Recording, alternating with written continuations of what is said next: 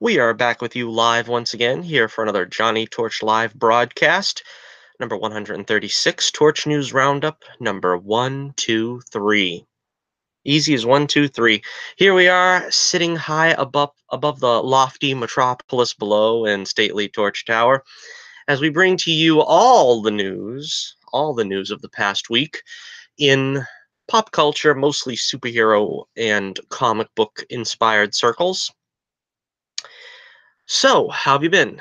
Let me know in the comments below or in the chat room, as we have the chat room open as always whenever we are live, as we are today, this fine Saturday evening. The only way to spend your Saturday here with us on the Johnny Torch Live broadcast. We've got a lot of interesting things to cover today. We're going to start off, as usual, with the poll of the week question. Whenever we have a poll of the week question up, we like to get it out there for you while it's still live and kicking. We've got 4 days left on this poll, and you got plenty of time. In order to vote, go to my Twitter page. You'll find the link in the description below. And the question of the week is, we alluded to it last week on our last broadcast, which nobody has seen. Go back and watch that broadcast. It's okay. You can check this one out later. Just watch last week's broadcast before you vote. And the question was, we were talking about the next Batman actor now that Ben Affleck has exit stage right from the role, as was kind of expected. And who would you cast for Batman in the upcoming Matt Reeves' The Batman? My choice would be Richard Armitage, who, of course, played in The Hobbit. I can't remember the name of his character. It's been a while since I've seen those movies. I remember him as Sir Guy of Gisborne from BBC's Robin Hood, which is where I became a fan. And as we read in an article last week, he was testing for the role of Batman before Ben Affleck got the role. And he also expressed some interest in the role of Wolverine. So, the poll of the week, I have put the question before you. Who would you cast Richard Armitage as if you had the choice? Batman, Wolverine, or a different character entirely? Which you could comment below and tell me what character you would choose. Nobody has so far in this poll, which is interesting. Although we did get 79 votes, which is a pretty decent turnout so far. We've got 4 days remaining. All right, in last place, actually, Batman takes third place, which is kind of interesting because that's the role I would choose from. In second place, with 33% of the vote, a different character entirely, which, as I said, nobody has specified what character that would be. And 37%, again, close margins all around, but 37% have chosen Logan and have Richard sort of take over in the MCU as the new Wolverine from, of course, Hugh Jackman. The reason why I think he would play a great Wolverine, I think he's got that sort of, he could play that gruffness like he did with Sir Guy. But I think with Wolverine, they probably should go a different way, because the MCU are nothing if not, they want to distance themselves from prior incarnations. They have done a number on Spider-Man. I don't expect their Fantastic Four to look very much like the Tim Story version. And I think with Wolverine, you know, fans lucked out. I think women especially lucked out with Hugh Jackman being a heartthrob, but I think Wolverine doesn't have to particularly be attractive. I think Batman does. Batman's got to be a handsome guy. Bruce Wayne has to be a handsome guy. When it comes to Wolverine, you can get a short, squat guy, a stocky, burly guy, and he would probably look more like the comic incarnation of Wolverine, the classic, Chris Claremont era version of Wolverine. Dave Cockrum, I suppose, was the one that really cemented that look for Wolverine. And it probably would be the way that the MCU would go. It probably is the way they should go to differentiate themselves. That is, of course, if Hugh Jackman does indeed stay retired and not come back. I think, from what I understand, they want a young actor to play Wolverine in the MCU, and they're kind of hedging their bets. They're not saying that Hugh Jackman is unwelcome if he wants to come back, but he would probably play an old man Logan version of Wolverine. All right, so as I said, remember to get onto the Twitter page and vote for who your choice is for Richard Armitage to play Batman, Wolverine, or a different character of your choosing, which you could specify in the comments below or on Twitter. And also, while you're down there in the description, please check out my website, The Adventures of Bullets Bourbon Comics, as you see the icon before you. We are hard at work now on Bullets Bourbon number 6, the closing chapter of our current story arc, where Bullets Bourbon is taking on both of his arch nemeses, and yes, that's the plural of nemesis, both his nemeses, Carrot Top and Pencil Neck. Two of his most dangerous adversaries come together with a deadly plot against the nation's capital, and only Bullets Bourbon can prevent catastrophe. And in this episode, Bullets Bourbon is pressed into service from a top secret government agency. So Bullets Bourbon is a secret agent in this episode, much more than a private eye. You can read all about it in The Adventures of Bullets Bourbon Comics, and check out the free preview on our website, and it'll take you to a 3-page preview, which will show you the beginnings of that classic action scene that's depicted in the cover. All right, so with all that out of the way, let us continue on here now for our first story of the day. Let's see. Let's start off with, this is a story about a film that apparently nobody asked for, but we're possibly going to get. It's been proposed that The Trench is going to get its own movie as a spin-off from Aquaman. Now, this is pretty strange because you would think they would want to get some information out about Aquaman 2 and not just try to throw a spin-off together. This is kind of, it reminds me of when Daredevil, we were talking about Daredevil last week as well with Ben Affleck, and how I really like that movie. But rather than talk about a sequel, they gave us Elektra, which again, Elektra was no masterpiece, but in this case, I really don't see where where is the fan demand for a trench movie. I honestly don't know. Okay, let's look at the copy here. Following the billion-dollar success of Aquaman, the Hollywood Reporter has learned in lieu of a sequel, Warner Brothers is already in the early stages of developing a spin-off to the DC blockbuster, which would be based on the extremely terrifying and unquestionably deadly Trench. Newcomers Noah Gardner and Aidan Fitzgerald, who were previously assistants on Bad Robot during the J.J. Abrams run studios Super 8 and Mission Impossible Ghost Protocol days, have been tasked with penning the script for The Trench, which is being described as an underwater horror feature set in the DC universe. James Wan and Peter Safran are also on board as producers.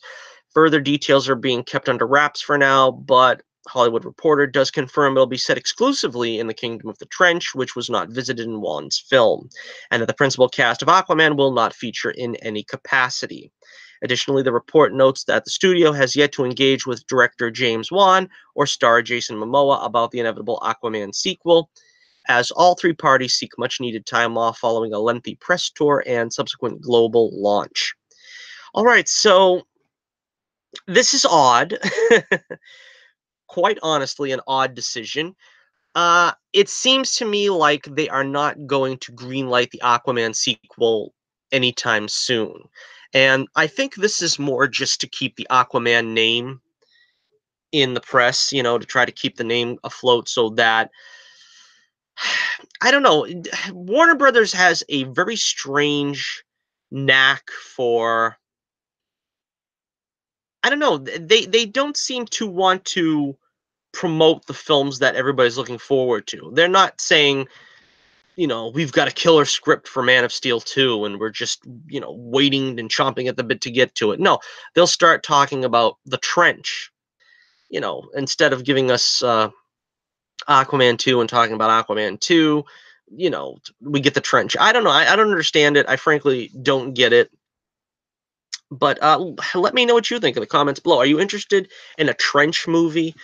I I don't know. I don't see any draw to that film when it bears absolutely nothing in reference to the Aquaman movie. I mean, this is not like a Mera spin-off or something. That's something I'd be interested in. Or I don't know, maybe you know, any of those underwater kingdoms would probably be more interesting than the trench. I don't know. But let me know in the comments below what you think and how you feel about it. All right, let's see. The next up we have kind of, you know, file this under rumor, I guess, or sort of behind the scenes rumblings, but we've gotten a little taste of what's been going on with Ant-Man 3.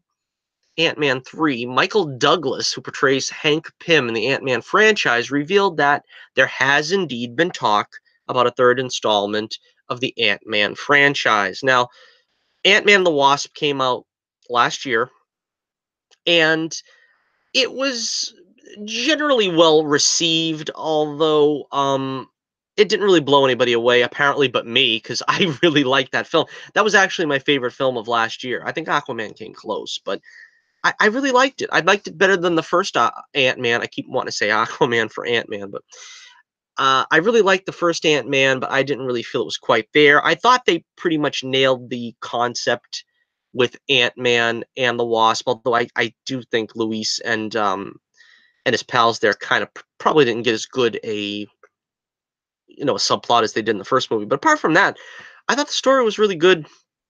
It was different than the first. I mean, it wasn't a derivative thing about you know, a shrinking hero versus a shrinking villain. You know, they kind of got to step outside the box a little bit. So anyway, I really liked Ant-Man and the Wasp. I was looking forward to the possibility of an Ant-Man 3, but from what we heard, there was no immediate plans for them to greenlight an Ant-Man 3. There was no immediate storyline that was ready to take shape. But according to Michael Douglas, he was quoted as saying, "There's been talk about another Ant-Man, but there's been nothing formal right now that I know of." He said this during a Television Critics Association set visit to his Netflix show, The Kaminsky Method. He continued, "They're always kind of springing it on me. The first time you hear about it, it's already in its third rewrite." So, again, you know, it's possible that this is very hush hush, and, you know, they don't involve the actors until they pretty much get the script ready, and, you know, they're seriously thinking about a release date and fitting it in and so forth. Let's see. According to Peyton Reed, who was quoted last year as saying, "Just the same as last time, we didn't have any idea there would be a second Ant-Man until maybe a month or so after the first one came out. This was a giant question mark. With the first one, there was obviously behind the scenes drama that preceded me, but also it's Ant-Man. There was a question of, are people going to see this movie? It's not a fait accompli. It could have gone either way. I think we are all interested in doing one. There is a story to tell there, definitely. There is a story we've talked about potentially. I'm very, very hopeful." So he says very, very hopeful. So again, Peyton Reed going on record as hoping for an Ant-Man 3 as well. Where could they go with this? We will actually have Hope and Scott as a couple this time, because they kind of cemented that in the second film, and then we'll have also Janet and Hank together, which would be interesting. I think that's something that's owed to us really more with Hank and Janet, because they were the original Ant-Man and Wasp. They were the original founding Avengers. I would like to see something more done with them. I think there's plenty to be explored, especially with Hank Pym's character, but with both of them. Um, and of course, like I said, founding members of the Avengers. I think Ant-Man and the Wasp, I'm saying the second generation now of Scott and Hope, are too important of characters to not be involved in the Avengers at some point going forward. Again, we don't really know where the Avengers are going until we, you know, see Endgame. But I think going forward, it's safe to say they'll be, you know, one of the few name characters that belong in the Avengers that will probably continue to propel Avengers films forward. Because again, like I said, it's tough. It's going to be tough if they do indeed retire Iron Man, Thor, Captain America, Hulk. Because leaving it to the second tier, which would be Black Panther, Doctor Strange, Captain Marvel, I don't know. I don't know. All right, let's take a look now at. This is an interesting. Usually I save these things for the end, but let's take a look now since we're talking about the MCU. It's a great segue. Let's get to this allegedly leaked story. I mean, the story on this allegedly leaked image of the Avengers in their new costumes for Avengers Endgame. Many of the costumes don't look all that different. This was, I don't have any notes for this. I just grabbed the image, but this was apparently leaked by Orville Redenbacher, if I remember correctly, as part of a promotion that they're doing. I guess that's going to tie in with, probably free tickets to see Avengers Endgame, and they'll start putting these out in the boxes of Orville Redenbacher popcorn. I used to love Orville Redenbacher popcorn when I was a kid, particularly. We used to always get that because of Orville Redenbacher. It's like Uncle Ben's rice. You trust the guy in the package, right? I mean, So so yeah, let's take this apart for a minute. Let's analyze it. Let's analyze it. Come on, y'all. Let's analyze it. Thor looks exactly the same. He still has, what is that called? Stormbreaker? Something like that. Part axe, part hammer, which I am not that comfortable with, but there you have it.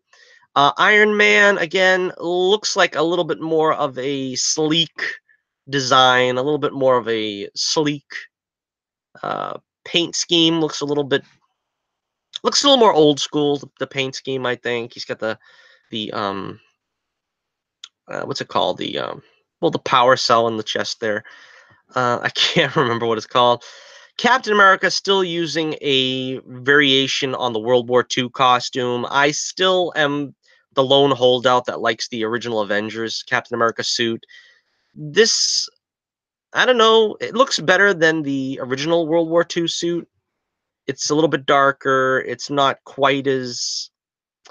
not as dark as the Nomad suit. At least that's what I guess they're calling it from Infinity War. Thank goodness, because I'm glad to see Cap in the Stars and Stripes again. I mean, Captain America should reflect America by wearing the Stars and Stripes costume. So I'm glad they're going back to that, apparently. Thankfully, also, Scarlet Witch is going back to the red hair. She obviously looks a whole lot better with the red hair, the long red hair. You can see she's got sort of a Christina Aguilera type frosted tips there because, apparently everybody's saying her hair is growing out and she's not dyeing it again or rinsing it, bleaching it, whatever the the technical term would be. I think her costume is probably the best that it's been since Iron Man 2 because she had a real great costume in Iron Man 2 and they decided to go with this generic black suit, which she does arguably have a black suit in all comic incarnations, but I liked the original blue tinted one. And while this I don't think is blue tinted, it does look a little more rich, the color scheme. It looks a little more rich. They also have the red insignia and on the gauntlets and stuff. That looks really good. Hawkeye is the one that's raises the biggest question. It looks like he's bleached his hair here as well, which is a little strange. I don't know. He is still not wearing anything remotely looking purple.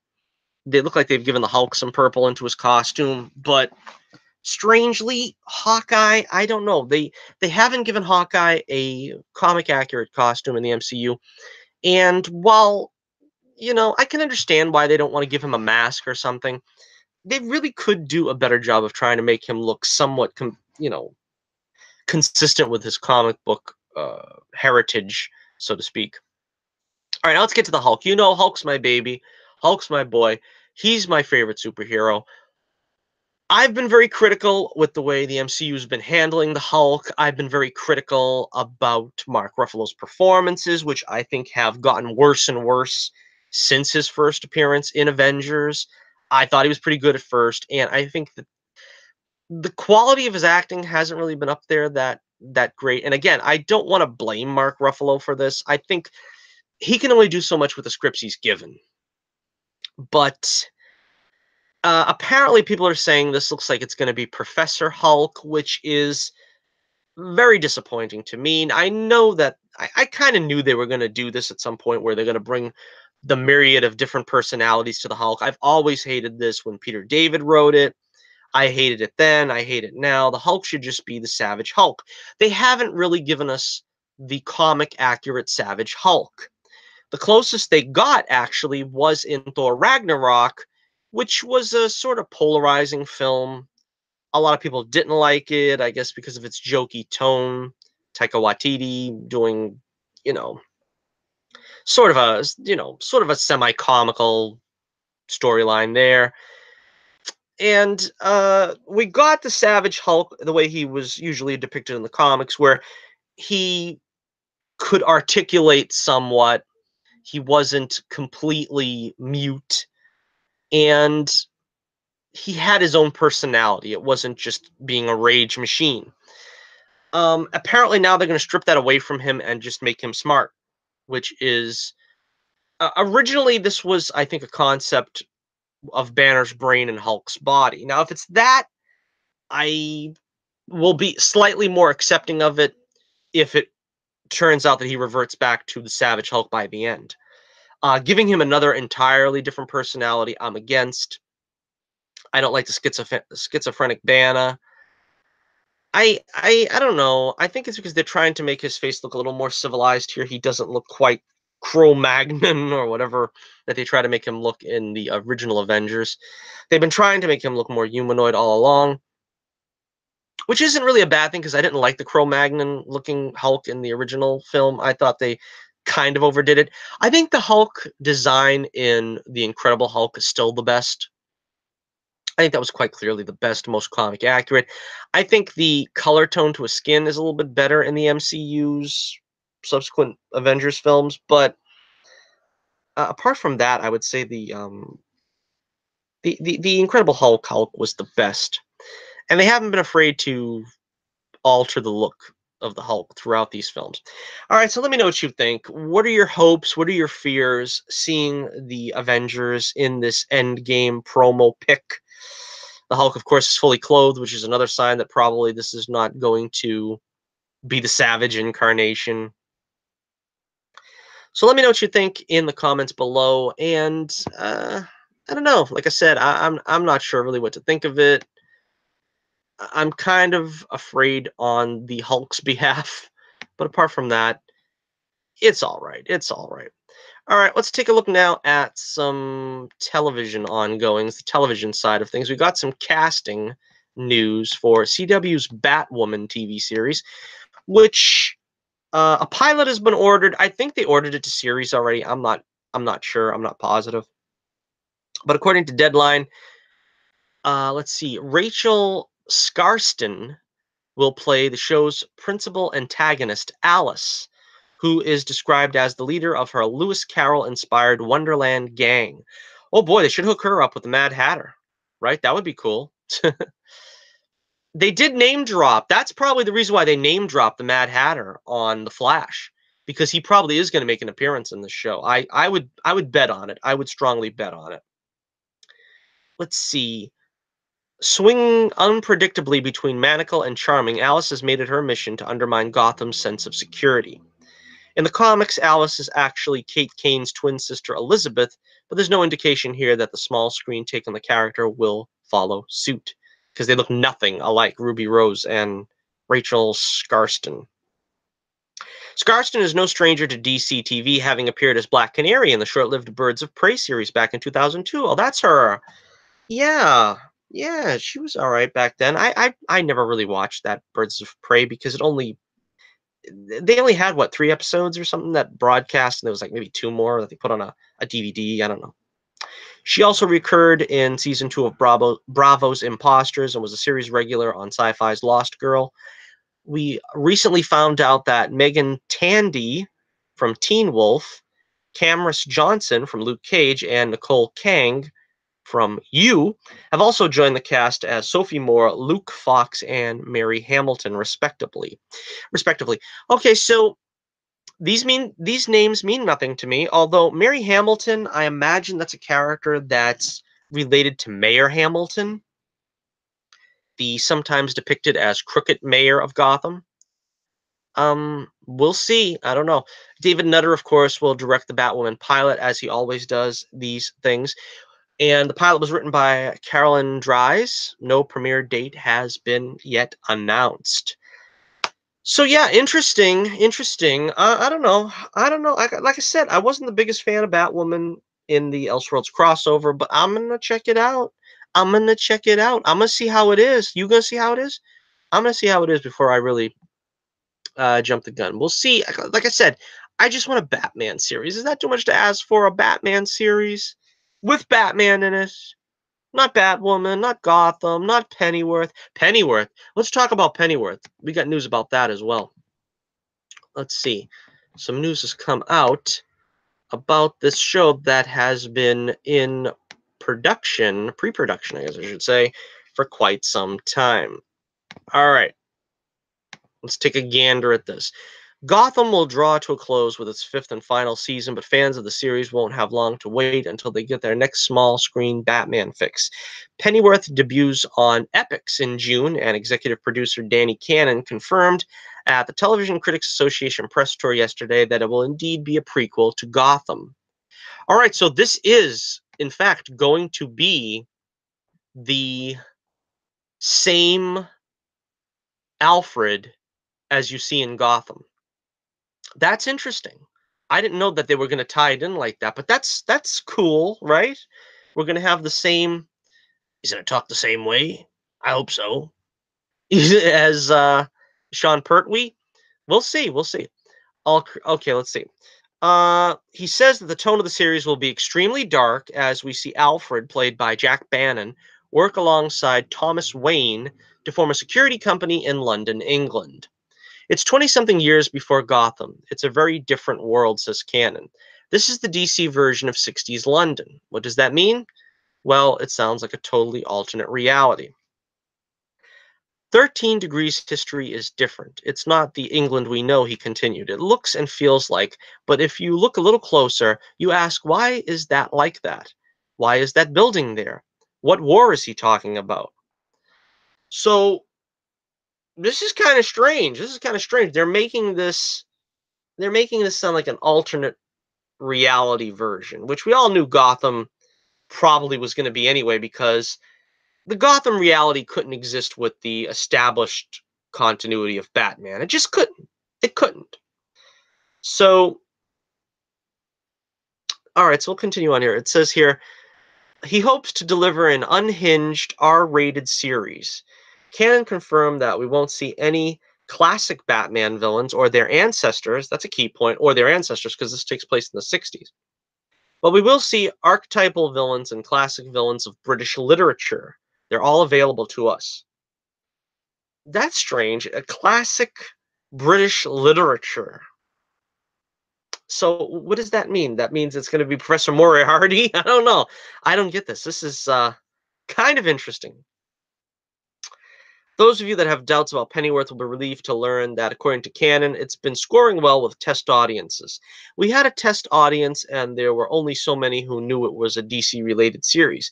It was incredibly positive, and that's because the characters are being drawn out. There's so much to draw from and so much to imagine. So, there you have it. Pennyworth is still in the works. Do we really need an unhinged, R-rated Gotham prequel about the 20-something years of Alfred Pennyworth? I can't honestly say that I'm interested in the slightest, but I don't think I have Epix anyway, so I don't think I'm going to be able to see it. I don't think I ain't going to be buying another subscription package to something just to see it. So if you see Pennyworth out there, let me know, and let me know what you think of it, because I don't know. I don't know what to think of it. It's coming out in June, obviously, so not in the near future, but say la vie. Okay, let's see. Next up, we still have some news on the television side for let's see. Legion. Legion of all things, Legion. Yes, it has been announced that Legion Season 3 will be the third and final season of Legion. The story of, let's see, David and, let me see. Okay, I'm trying to find my notes. Give me a second. David and Sydney. Okay, during the Television Critics Associated press tour, it seems like a lot of news is coming out of that association press tour. FX Network and FX Production CEO John Landgraf confirmed that Legion's upcoming third season will indeed be its last. Woo! I'm not a diehard fan of the show, although I'm interested in it enough because I really, again, a good cast saves bad storytelling. And I'm not going to say that this show was completely badly told, but I really like the characters of David and Sydney, and I really wanted to see them do well and stuff. Um, I don't know. I don't know. I don't know if I'd say it was bad storytelling, but last season really got off the rails to me. Um, it seems like another one of those cases where there's too much story. There's too much time to tell the story and not enough story in the time to tell. Does that make any sense? I think that if they had shortened it, or if they had been able to rewrite it where it didn't feel like it was being dragged out for such a long period of time, it would have been better. They had some strange narrative choices they made with, I don't know, doing PSAs and really bizarre stuff. There was also kind of difficult to understand concepts of the past and future and how Sid from the future and David from the future. It was kind of confusing. It was kind of out there. The first season was a little bit better narratively speaking, where you could follow it a little bit better. Although I did think there was a lot of, their take on mental health issues and stuff was a little out there. But I think the first season was in fact a little bit better. Okay, apparently showrunner Noah Hawley always planned for the season to run only 3 seasons, and the decision to end it now comes a result of him and the network wanting to close the story the way he always intended. So, all right, according to him, this is the writer, the showrunner. This is not based on the fact that Fox is now acquired by Disney and all X-Men properties are now going to have to follow suit into lockstep with Disney's handling of the MCU and so forth. Let's see. According to the article here, Disney will own FX in a matter of months, and the rights to characters from the world of the X-Men will return to Marvel Studios. While Legion and the Gifted are sort of set in their own world, there's no way Feige or Disney will want these random characters running around doing their own thing and confusing moviegoers. With that in mind, you have to believe that the Gifted is next on the chopping block. And with the Marvel TV shows ending on Netflix, we could see Marvel Television slowly getting rid of Marvel Studios, as Marvel Studios takes charge of the small screen stories. Um, yeah, there's been a lot of scuttlebutt around about the Gifted also supposedly getting the axe. Very sad in the case of the Gifted because I think they do have a pretty firm foundation to continue to build on. I didn't really know where Legion was going from the beginning, and it would be interesting to see if, given a chance, that maybe they could flesh out this world a little bit more. We have some more information here about Legion. Let's see. Apparently, David's parents have been cast, which means we will actually see Professor Charles Xavier in the third season. Let's see. Stephanie Cornelissen. Is that correct? Yeah, let me try it again. Stephanie Corneliussen will play David's mother, Gabrielle. And Harry Lloyd will play his father, Professor Charles Xavier. This is interesting because I have a picture up here of Harry Lloyd. He doesn't look old enough to be the father of David Haller. I don't know what the idea is here. This might be just in flashback. This might be just on the psychic plane in David's mind. Everybody, of course, was kind of hoping that they were going to get Patrick Stewart, and it kind of feels all the more now like with the Gifted, with the name drops of Magneto, and I don't know if they've even really dropped his name as much as they've alluded to Polaris's father, but I don't think we can expect to see either the aged actors of Stewart and McKellen or the younger incarnations of McAvoy and Fassbender. Of course, I think McAvoy would still be too young to play David's father, so I think that's out. Fassbender, could he play Polaris' father? Eh, it's close. I think, what is Fassbender? He's like mid-40s, and the actress playing Lorna is, I don't know, I'm guessing early 20s. That's kind of, that's, I don't know, that's kind of sketchy in itself. But yeah, I don't know. Let me know what you think about the casting of Harry Lloyd as Professor X. No word also if he's going to shave his head at any point. Maybe he'll just wear a skin cap. But it does seem a little odd that he's so young, this actor. I think he's going to probably just be involved in flashbacks, probably telling the story of how he fought Shadow King, and so on and so forth. I don't know if that necessarily means he's going to interact with David in the future. All right, we got one more story here. Make sure you let me know what you think in the comments below. We got one more story. We're going to take a look at some pictures. We're going to take a look at some pictures.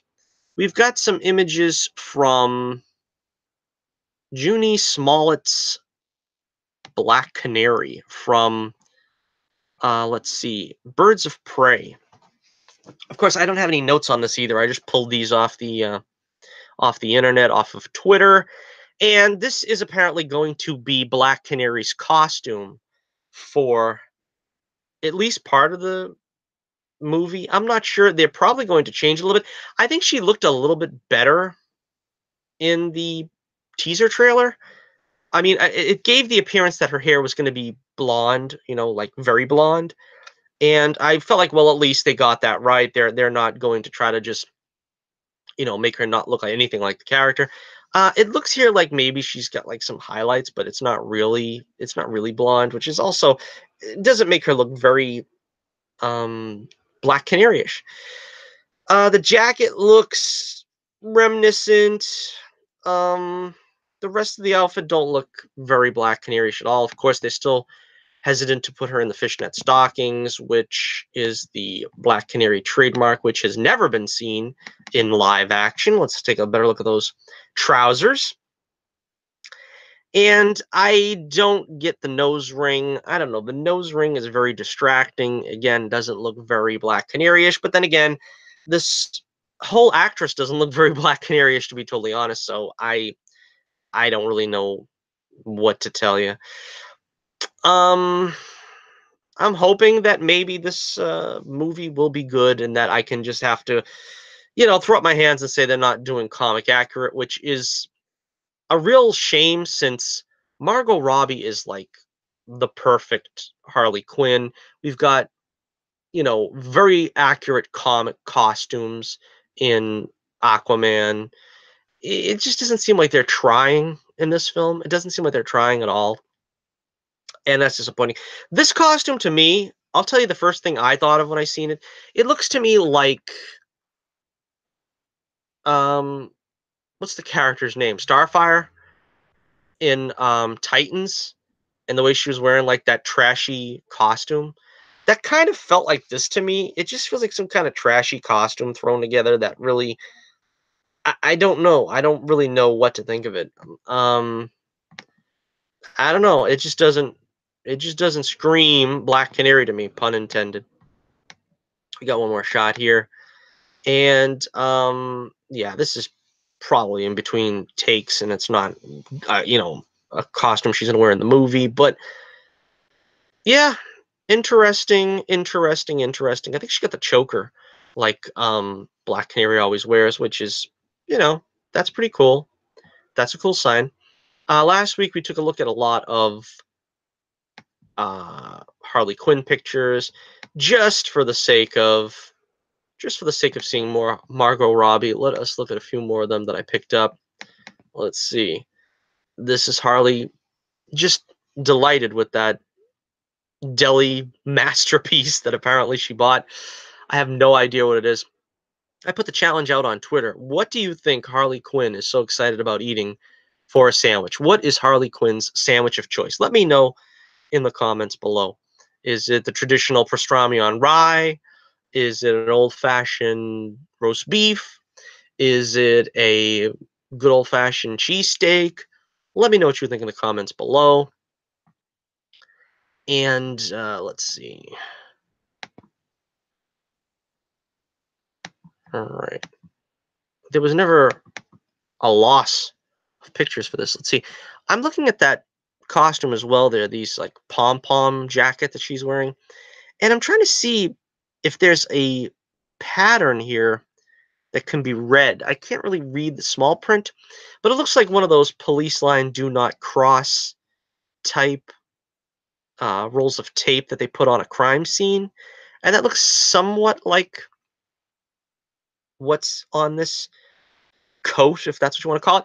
So that's possibly in connection with some crime that she's committed. She's wearing that as some kind of trophy, I guess.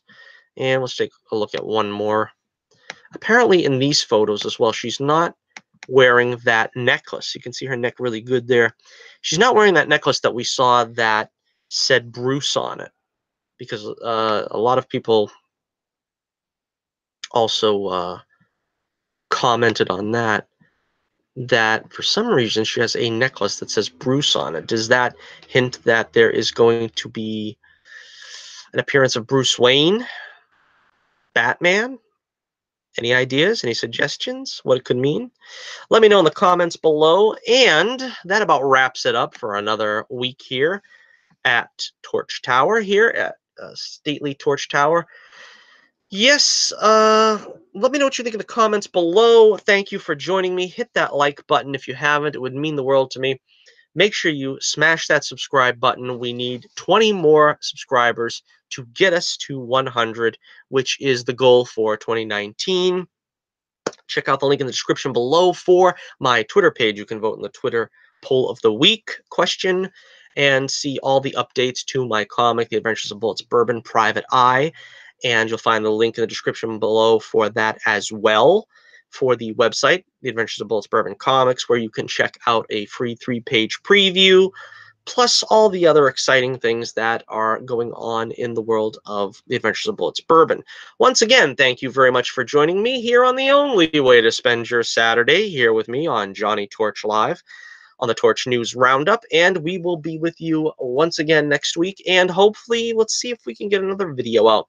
I'm working really hard on the comic right now, so I've been trying desperately to find a software that'll work for me to create videos again, because my most popular videos, the ones that are still being viewed in the hundreds, are the ones that were under 20 minutes, that were roughly 10 minutes, and I haven't been able to make those because I can't find the right software. So hey, you want to help a brother out, you want to do me a favor, let me know what software you use as a YouTube creator, or what you would at least recommend if you know somebody that creates videos that is cost effective, of course, and is easy to use. Those are the two most important factors, because it's going on over a year now that I haven't been able to do these videos the way I wanted. I've had so many videos planned, and yet all I can do is the live streams because I can't seem to get any of those softwares to work for me.